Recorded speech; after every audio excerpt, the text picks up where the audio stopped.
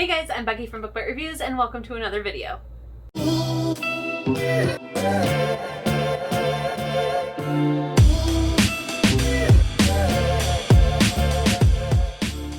Today I am doing my quarter 2 wrap-up. Since I do my wrap-ups every 3 months, it is now time for the second one of 2021. So today I'll be talking about all the books that I read from April through June.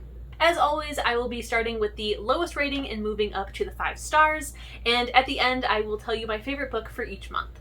My lowest rating is a 3-star, so we will go ahead and start with that. The very first one is The Last Witness by Claire McFall. This was actually a book club pick, and I don't have negative feelings. Like, this book was such a hardcore 3-star book for me. It really fell in that I don't hate it, but I also really don't love it. So this book is about a girl who goes camping with some friends, and her and one other person are the only ones to come back from this camping trip.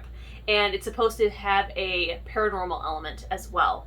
Now, I really liked the way that the book was executed. I really like what ends up happening in the book. I liked the twist ending. The only thing I didn't like, and so did the rest of book club, is that it just kind of ends. We don't ever find out why these things happened to these kids. We also don't ever kind of get like a before the camping trip or way later after the camping trip. Like, there's just so many unanswered questions. And while that is something that some authors do, I just felt like it's been a while since we've had such like a cheap shot of a book where it's just like twist ending. Like, the twist ending didn't feel cheap.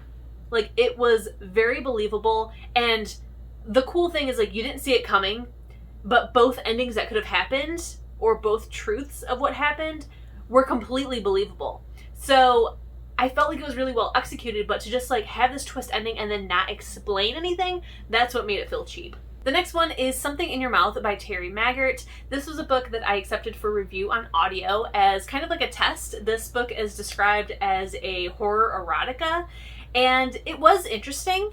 I just would have liked it more if all the stories kind of like told one big story. It felt more of like a short story collection where everything is just like very, very loosely related. I definitely would have liked it more if it was just like a novel, or if it was like each story told a different segment of the same story, if that makes sense. So it was enjoyable, but a 3-star. Next is She Smells the Dead by E.J. Stevens. I've wanted to read this book for a very long time. It just felt very first bookish. I don't know if this is E.J. Stevens' first book, but I really, really enjoy their adult paranormal books. They're really well done. I love them.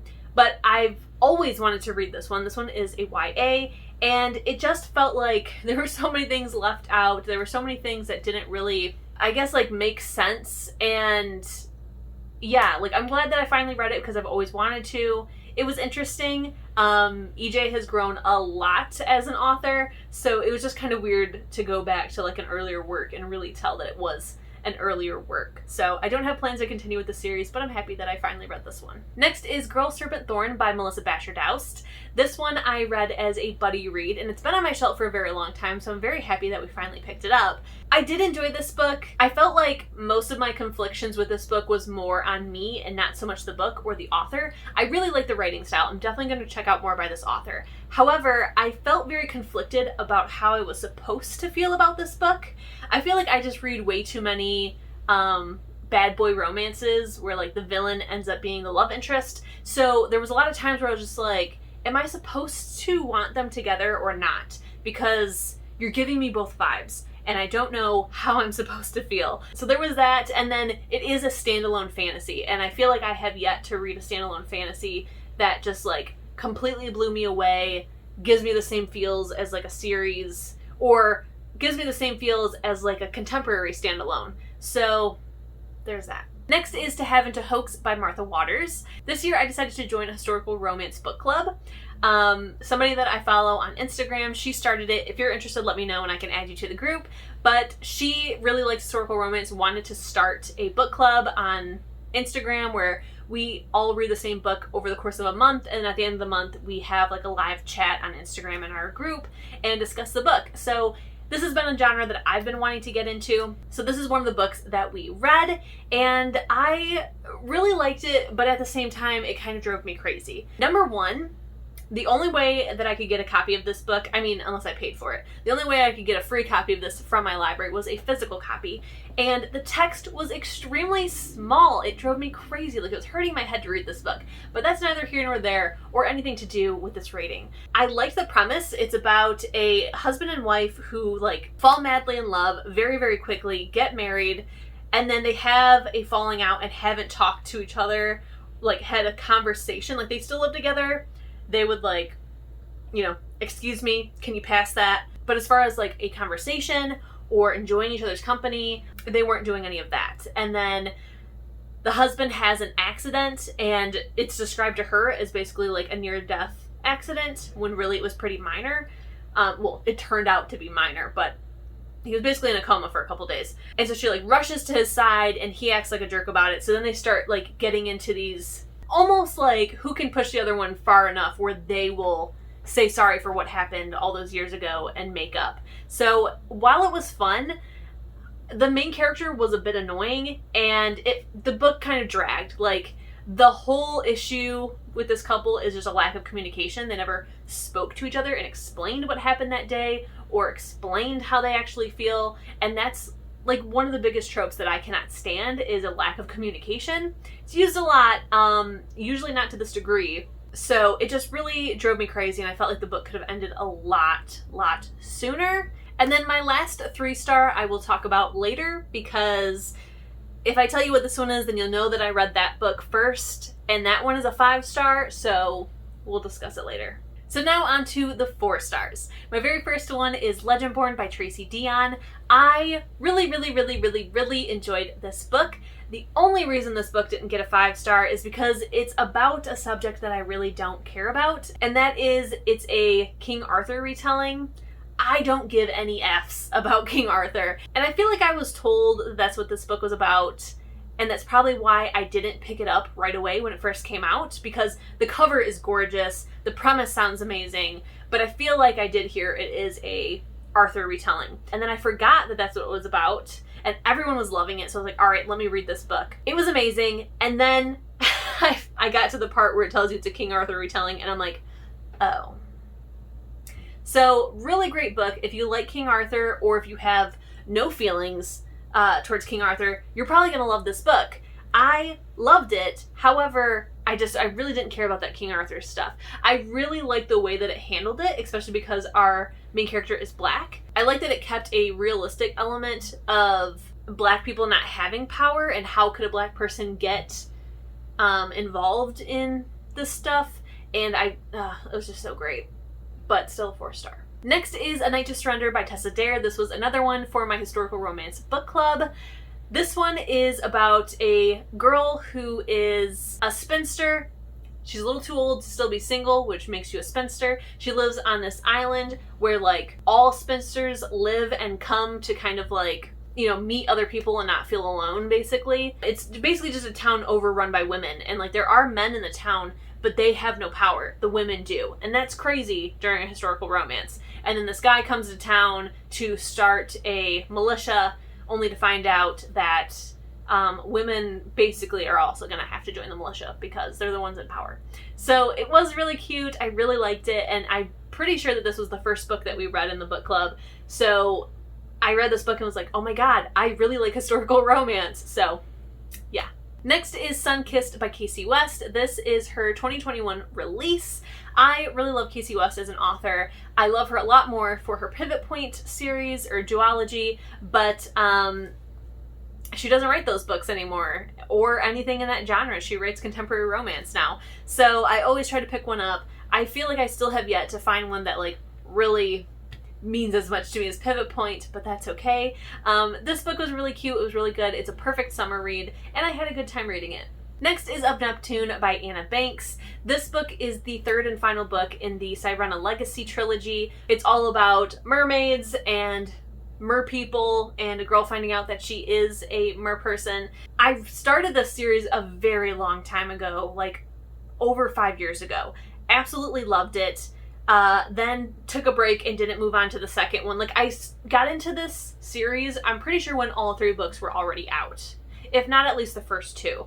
So, read it, absolutely loved it, finally wanted to read the second one, so I reread the first one in order to do so. And then I think I still didn't read the second one. And then last year I picked it for book club, so I read it again, and then finally read the second book not too long ago, if I'm not mistaken. I think it was, no, I don't know, but it was finally read. So I thought about rereading them again, but I didn't, and I finally picked this one up. This book honestly feels more of like a 3-star to me, maybe even a 2-star, just because it was such a disappointment, especially being the last book. There's a lot of stuff that happens off screen or off page, and that really just didn't sit well with me, and it wraps up very quickly, so I just didn't fully love it, but there were aspects that I really did love, and I couldn't not give this book a 4-star when I think both books 1 and 2 I gave 5 stars. So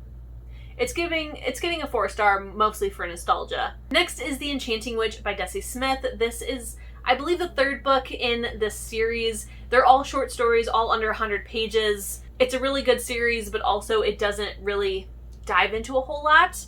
I'm pretty sure that all of them have been no more than 80 pages, if I'm not mistaken. So it's very short. Not a whole lot can happen, but what does end up happening in these books are really interesting, and it is a fantasy, so I really enjoy it. Next is Kim Reaper Volume 2 by Sarah Grayley. This is a graphic novel about a girl who ends up falling for a Grim Reaper. It's a really cute graphic novel. It's rated towards teens. The first one I absolutely loved. This one I didn't love as much. I feel like I don't love books as much when the second book has like issues with our main love interest. So this one, it's not like they're gonna break up, but there's just some like tension between the two. Still loved it. Can't wait to read the next one once it comes out. Next is Pumpkinheads by Rainbow Rowell. This is another graphic novel. Really cute. It's perfect for fall or anytime because, you know, I read it in, I think, like May. I definitely thought it was gonna be a lot cuter and a lot better, I guess, because so many people have hyped this up. It is a good graphic novel, just not what I was kind of expecting going in. Next is A Dark and Hollow Star by Ashley Shuttleworth. This was definitely a book that went from something I didn't even hear about to seeing it in the store and falling in love with the cover to then kind of being like one of my most anticipated releases because I was just like, crazy excited to read this book because it sounded like everything I would love in a book. And it mostly was. This is basically like a 4.95. Very close to being a 5-star, but not quite there yet. So this book follows 4 LGBTQ characters. It's a fantasy. There's like a murder mystery element to it. And yeah, everything right up my alley. The only reason this book wasn't absolutely amazing is the fact that, number one, it kind of drags. It takes a while to kind of get to the point, and that's because we do have 4 main characters, multiple POV, and you know, we kind of like gotta learn the world. Now that it's been established though, I'm expecting the next books in the series to be really amazing. The other thing that didn't make this a 5-star is at the end, there's like a Dungeons and Dragons element, and I'm not into that. Didn't love that. And yeah, that's the only reason. But otherwise, it was a really great book. I'm so excited for the next one. And I really like one of the romances. Next is She Drives Me Crazy by Kelly Quinlan. This is a book that I kind of like picked up on a whim just because it was June and Pride Month. It's about a girl who is trying to make her ex jealous by getting into a fake relationship with her enemy. And I thought it was very cute, but I don't really have any other feelings besides that. Like, I really enjoyed the experience. It was a lot better than I was anticipating, especially because I'm not that big of a fan of the cover. It might be an unpopular opinion, but I don't love it. I didn't go in with that high of hopes, but it was actually really good. Enjoyed it. A very easy 4-star. And last but not least is The Roommate by Rosie Dannon. This is a book that I've heard about for a long time, have been wanting to read it, and finally decided one day to just pick it up. Basically because I wanted to listen to an audio, and this is what I had. I tried reading like 3 other audiobooks, but I did not like any of the narrators' voices. So I decided to try this one. An excellent narrator. Her name is Brittany Presley. I have listened to her in other audiobooks. Can't think of any of those off the top of my head, but I love her voice. So once I realized it was her, I was like, yes, thank you. This book is about a girl who she's supposed to be roommating with her childhood crush, but he ends up going on the road with his band and rents his room out to a porn star. So it's definitely an adult romance. It is very steamy. I was very close to absolutely loving this book. I feel like it's a very sex-positive book. My only issue is that I was very excited to see how they were going to play it out, where you could be in a relationship with somebody who has sex with other people, and how they were going to explain that, like, that sex is very different from relationship romance sex. So I was excited for that. Unfortunately, something happens where that isn't the case. So yeah, docked it for that. And now moving on to all of our 5 stars. So the first one is Undercover Bromance by Lisa K. Adams. Honestly, I'm feeling like this book is more of a 4-star. So I think I might change my review to a 4-star. This is the second book in the Bromance Book Club, I think. I think it's Bromance Book Club. That book I absolutely loved. 5 stars. It was like my favorite book of that month. This is the second one. It is really good. However, the first book really just focused on the relationship and the romance. That's what I'm here for. This book had like a secondary plot to it. There was this issue with our main character's boss. So there was that plot line of her trying to bring to light the terrible things that he does to his employees. And then there was also the romance. And while this plot line was interesting and cool, and I'm glad that she did that, didn't really care, was just here for the romance. So yeah, I think I do want to knock it to 4 stars, because the first book I just, loved it. Couldn't wait to continue on. This one, it wasn't that great. And I kind of feel like that's the way that the rest of the series is going to go, which I'm still going to read them all because I really like these guys that we all meet in book 1. So I'm going to do it, but yeah, I have to like reroute my expectations for this series. Next is 9 Rules to Break When Romancing a Rake. This one is by Sarah McLean. This author is very, very well known in the historical romance genre. I decided to pick this book up before I even joined the book club. So before it was even established and I decided to join it, I picked this book up and had such a good time and was like, maybe I should explore this genre more, because I'm pretty sure that this was my first historical romance, if I'm not mistaken. I really, really love this book. It's such a bad boy romance, which is my jam all day long.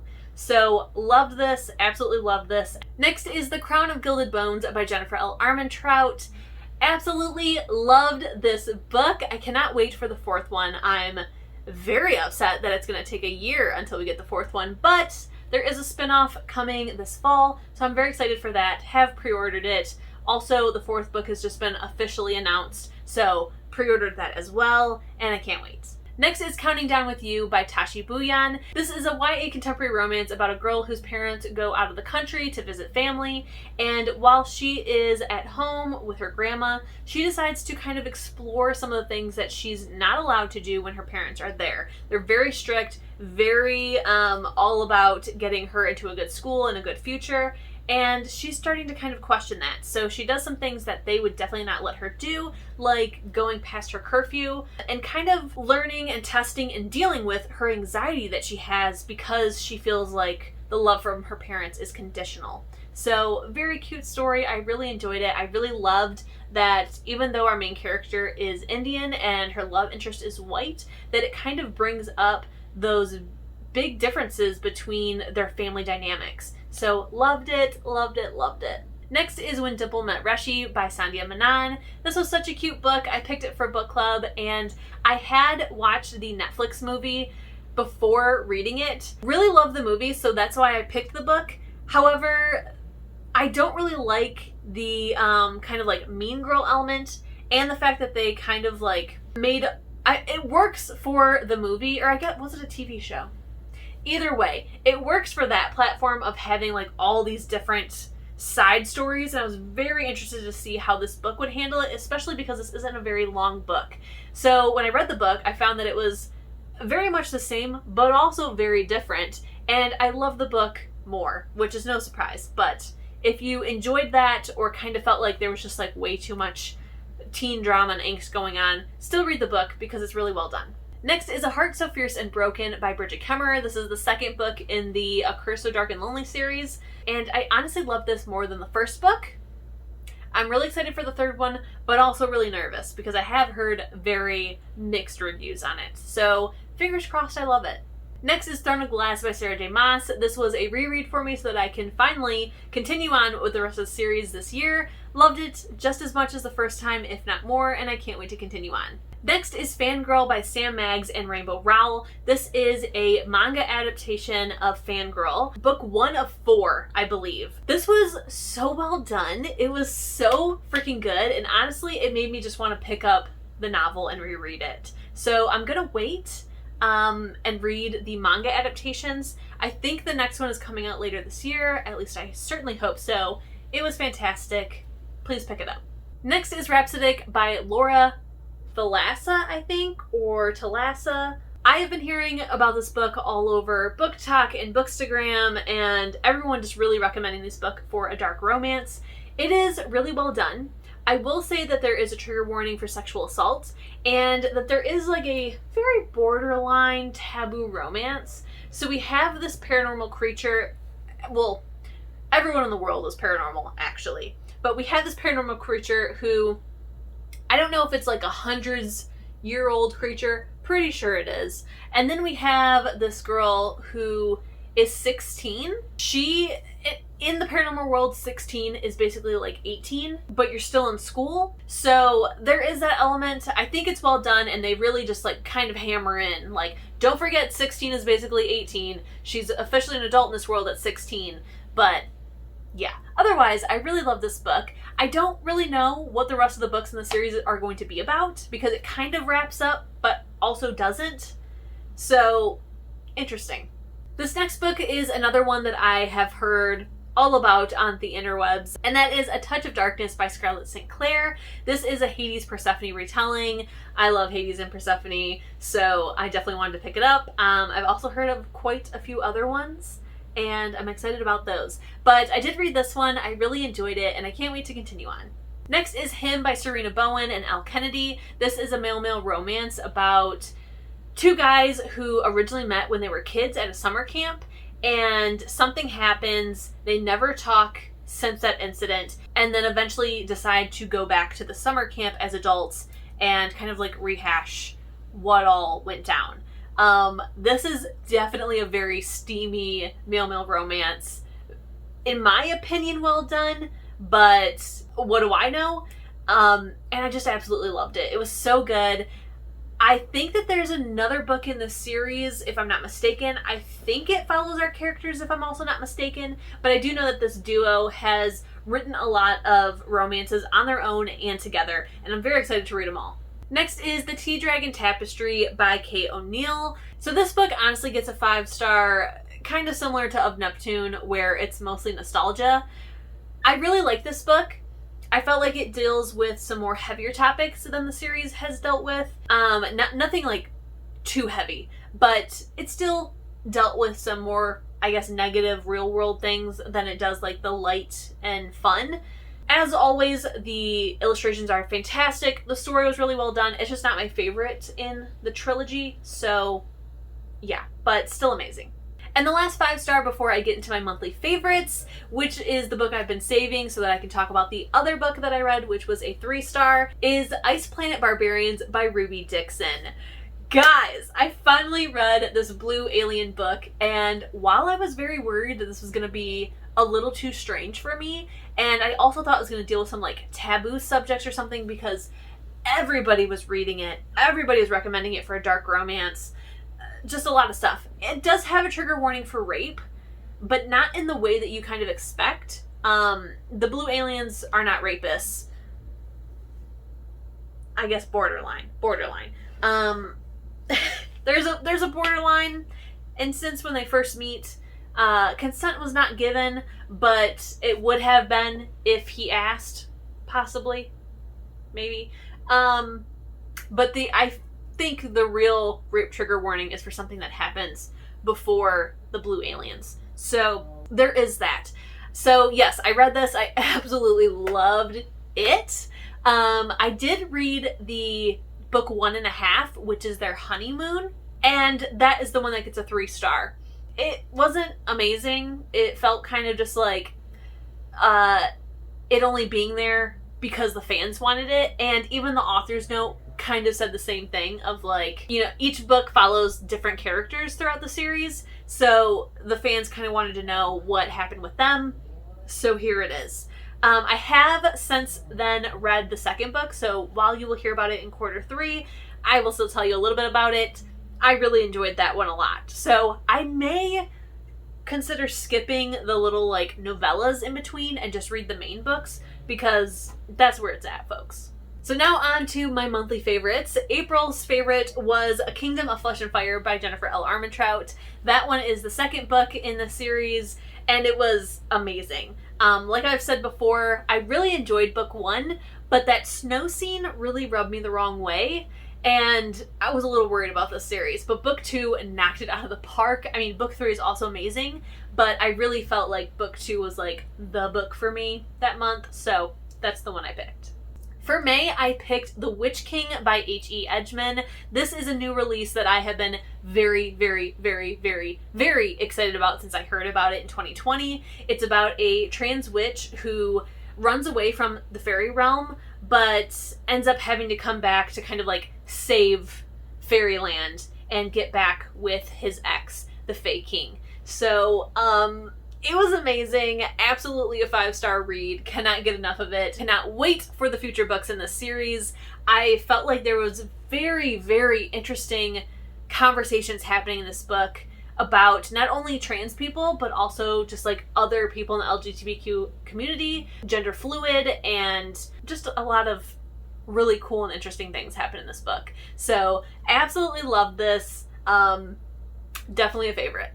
And finally, my June favorite book. It was almost Ice Planet Barbarians. That's how much I love that book. However, it is The Shadows Between Us by Tricia Levinseller.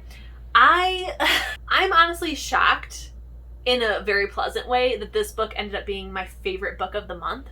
For some reason, this book never came onto my radar. Now, I don't know if it's because of the author. I have not read any of her other books. She's written Daughter of a Pirate King and...